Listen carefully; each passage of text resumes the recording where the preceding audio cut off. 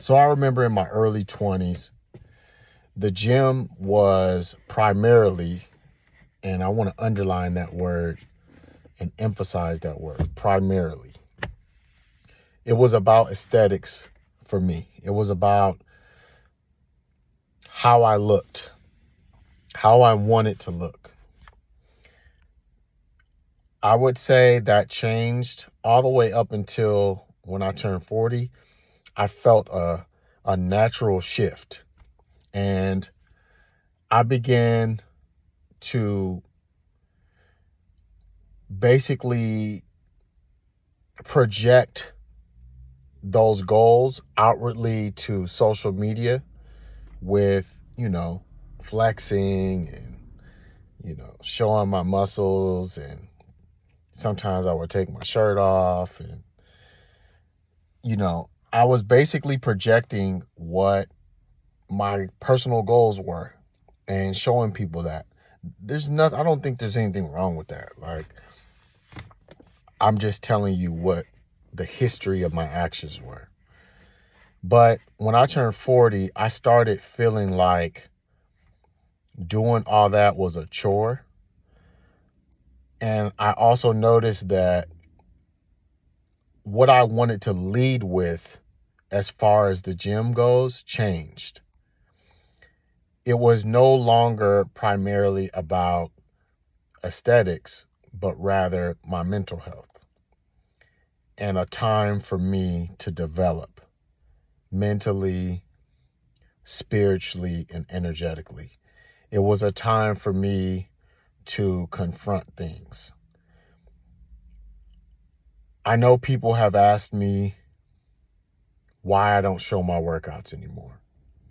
If you've followed me for a long time or for the majority of my training career, you know that I used to show them all the time. If you're new here, that has changed. And I know some of you, if you're new here, you may be used to other pages that you follow that do that. I don't. This page is more about education, teaching, knowledge, coaching, but the whole exercise, workouts, training part for me personally, I prefer that to be private now. I'm not saying that won't ever change, but I have morphed into a person who values his privacy when it comes to his training. Because again, it's no longer about sharing that with everyone else and more about enjoying and valuing it privately with myself. And I use it as a time for development. I use it as a time to confront, process, hear my thoughts, go over some things in my life that I may not have been able to give enough attention and energy to because throughout the course of the day, I might be around more noise or around more people. But when I get that downtime, I'm not in a rush to share it with the public eye, if that makes sense. And I found and discovered that I enjoy the time by myself. I genuinely enjoy spending time with myself in silence. I know some people make fun of me because I don't train with music on. I'm comfortable with it. It really is. There's a comfort and there's a peace in silence for me. And I remember sharing a lot of my workouts in my career, and over time, it just became tiresome. It felt like a chore. Um, there was something about sharing every little detail about my journey that just tired me out. And again, this is not to shun anyone that does it. I'm telling you about my journey. And I'm telling you about what I've experienced and how I've evolved. And I don't know, maybe somebody out there feels the need to show every single thing. I want to let you know that you don't have to. If you don't want to, you don't have to. You're not abnormal for doing that. I'm personally not looking to fit in and look like everyone else. I'm looking to discover my purpose and figure out what works best for me. What I want to say here lastly is don't underestimate the time that you spend in the gym to grow personally and develop. Some of you are struggling in the gym. A lot of that is connected to the fact that you're not investing enough outside of the gym. The gym is part of your growth. It's a piece to the puzzle. It's not the entire puzzle, though. What I notice is that if I do what I'm supposed to do outside of the gym experience is a lot better for me. Focusing on my sleep.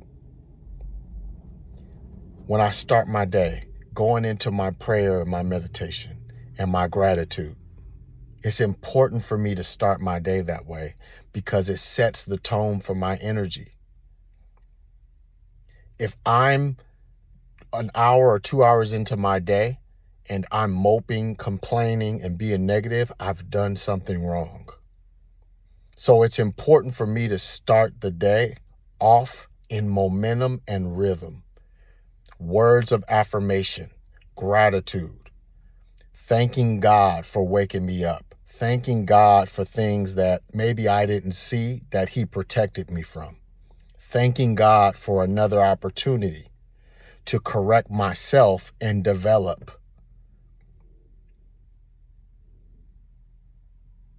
Making sure that I have some type of time devoted to spiritual development.